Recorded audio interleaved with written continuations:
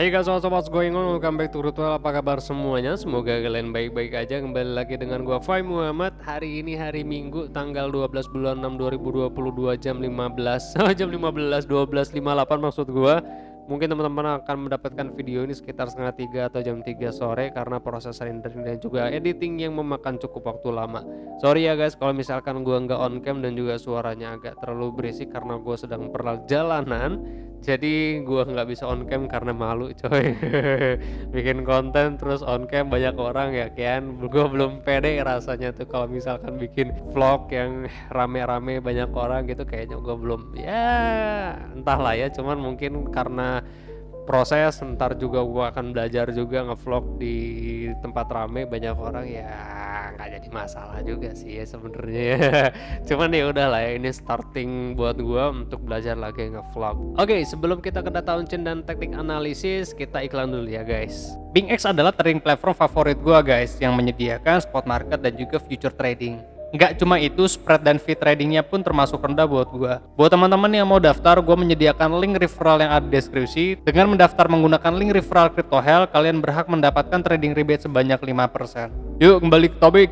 Oke, kita akan melihat potensi pergerakan Bitcoin kali ini bagaimana. Mungkin nih kita akan melihat menduga beberapa minggu ke depan pergerakan Bitcoin akan bergerak ke kemana ya guys. Tapi sebelum kita ke teknik analisis, ya tetap kita harus melihat berdasarkan indikator exchange flow. Nah, yang paling pertama adalah exchange reserve. Kita akan melihat apakah transfer Bitcoin dari wallet to exchange, dari exchange to wallet itu besar atau tidak. Tapi kalau kita lihat beberapa hari belakangan sih ya memang menurun saat ini, cuman nggak terlalu signifikan. Tapi hati-hati ya guys, tanggal 15 ini kan kita mau dekat FOMC, gua rasa sih diskon atau volatilitas harganya tuh terlalu tinggi. Nah, yang kita harapkan memang di saat nanti matrix ini naik, outflow-nya itu yang tinggi, bukan inflow-nya yang tinggi. Nanti kita akan sandingkan juga dengan indikator inflow dan outflow. Kalau untuk saat ini kan memang outflow-nya itu jauh lebih besar dibandingkan inflow-nya.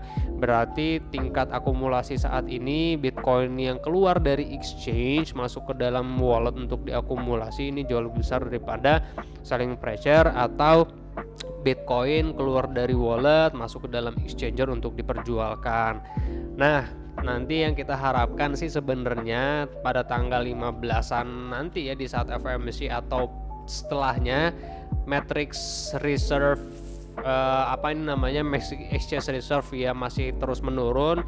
Kalau kita tahu berarti menurun, Bitcoin yang berada di dalam exchanger itu banyak yang keluar untuk di hold di dalam wallet. Ya tinggal kita lihat aja nanti outflow-nya apakah jauh besar atau tidak. Tapi harapan kita, ekspektasi kita sih ya seperti itu ya, akumulasi jauh lebih besar dibandingkan distribusinya. Nah, dalam beberapa bulan terakhir, bukan dalam beberapa bulan tapi dalam sebulan terakhir kan kita juga sudah melihat ya bahwa exchange outflow ini jauh lebih besar. Berarti ya dari harga 30 sampai dengan 20 ribu berapa nih ya, 28 ribuan atau 27 ribuan saat ini Bitcoin sangat besar diakumulasi oleh para holder. Nah, kalau untuk di flow indicator juga kita lihat MPI negatif, berarti berada pada ruang akumulasi. Nah, miner saat ini belum mengambil keputusan signifikan atau keputusan agresif untuk menjual Bitcoin, mentransferkan Bitcoinnya dari wallet mereka ke dalam exchanger. Nah, untuk saat ini masih aman-aman aja dari segi kepemilikan Bitcoin dari para miner ya guys. Tapi kalau kita lihat dari exchange whale ratio sendiri, kemarin memang sempat ada kenaikan. Ini tanggal berapa ya, tanggal 4 tanggal 5 udah jauh ada penurunan. Kalau untuk saat ini itu ya nggak terlalu signifikan sebenarnya. Sekarang kan tanggal 12 dan datanya belum ada sebenarnya. Kalau tanggal 19 kemarin sih ada kenaikan, cuman yang nggak terlalu signifikan sih sebenarnya ya.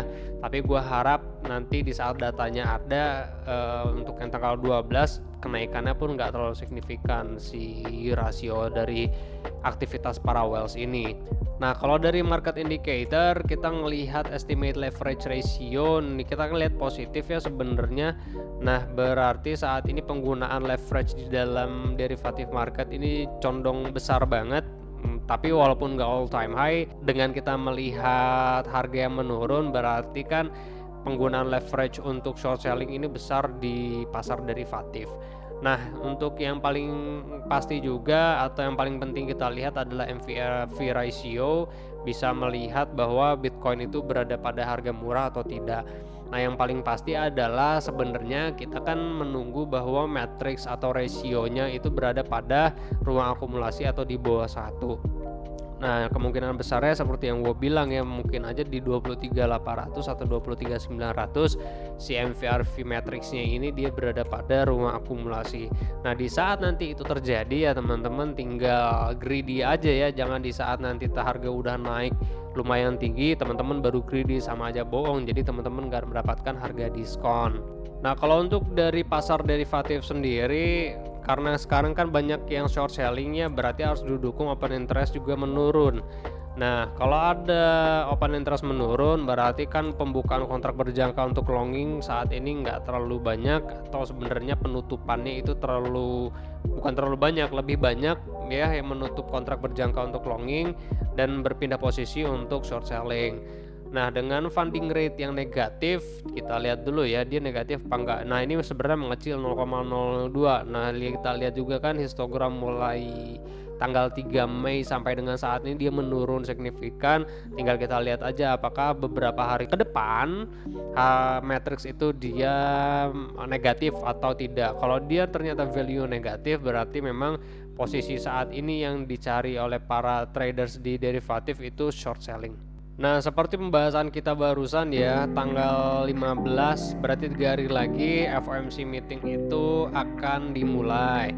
Nah, memang possibility-nya atau probability-nya suku bunga akan naik lagi sebesar 50 BPS sampai dengan 125 atau 150 pada tanggal 15. Cuman berdasarkan informasi kemarin kan ya, memang Jerome Powell juga nggak terlalu agresif ya untuk bulan Juni ini menaikkan suku bunga. Cuma ya kalau kita lihat berdasarkan inflation rate saat ini naik sekitar 60 poin, kemarin kan sekitar di 8 ya, sekarang 8,60 ya, kita harus waspada saat ini bahwasanya suku bunga pun pasti akan naik gitu. Jadi kalau misalkan suku bunga naik, kita harus hati-hati dari segi harga S&P 500, terus juga Nasdaq, terus juga harga cryptocurrency spesial Bitcoin pasti akan kegoyang gitu ya.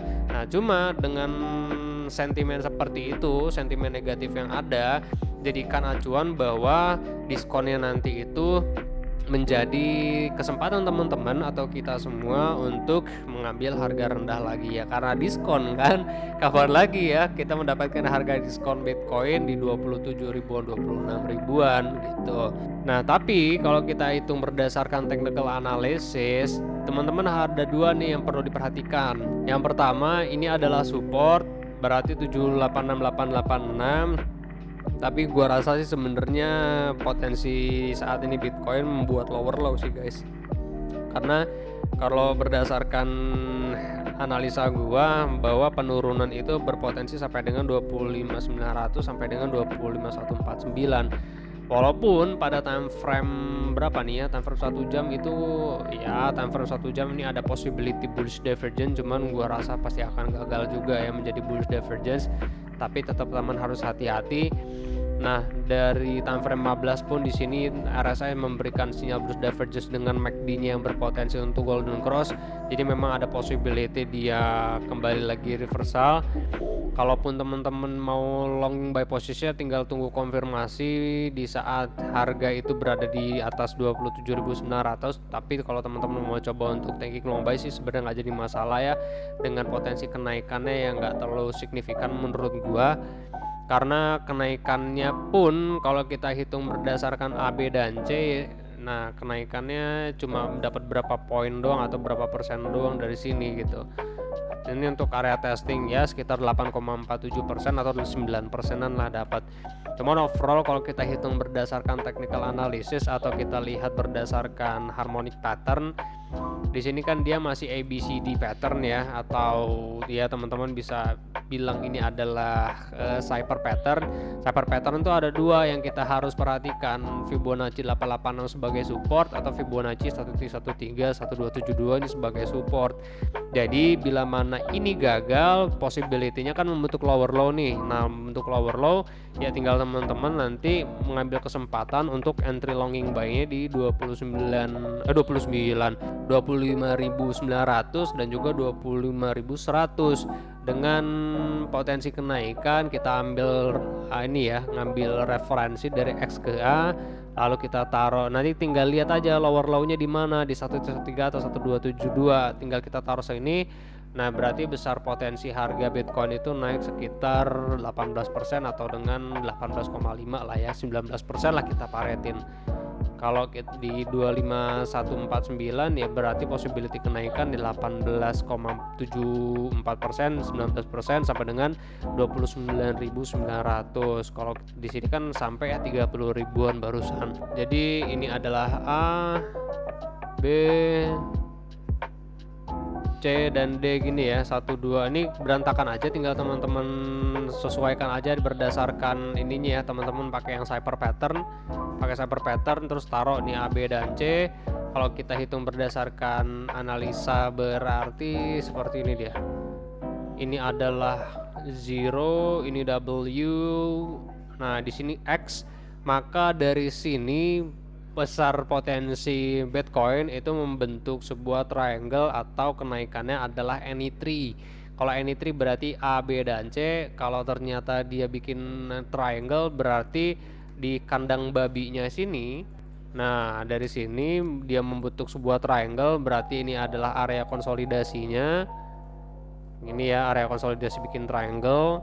Atau kenaikannya ini sini dia A, B dan C, terus ntar nanti dia turun lagi gitu.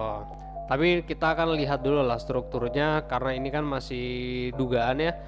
Cuman yang pasti adalah gue sangat yakin bahwa kenaikan itu masih bisa possible banget sampai dengan 3435 atau berdasarkan analisa kita kemarin ke 39 gitu. Karena apa? Karena ada gap di harga 35 dan juga 34 yang harus diisi guys gitu ya. Jadi masih sangat besar juga possible harga Bitcoin itu naik sampai dengan harga tersebut. Dan juga kalau kita lihat kan gap yang ada di sini juga udah tertutup ya, dan sekarang menjadi support. Jadi ya teman-teman tinggal perhatikan aja adanya potensi kenaikan atau sinyal yang diberikan oleh beberapa indikator. Oleh beberapa indikator sih, yang diberikan dari indikator-indikator yang ada gitu ya guys. Ya, mungkin ini yang bisa gue sampaikan siang ini. Terima kasih banyak buat teman-teman yang sudah mendengarkan, sudah menyimak sampai dengan selesai. I do really appreciate it. Gua Fai Muhammad, kalian jangan sakit-sakit sehat terus karena sehat itu mahal. I'll see you guys on the next video. Peace out. Happy weekend guys.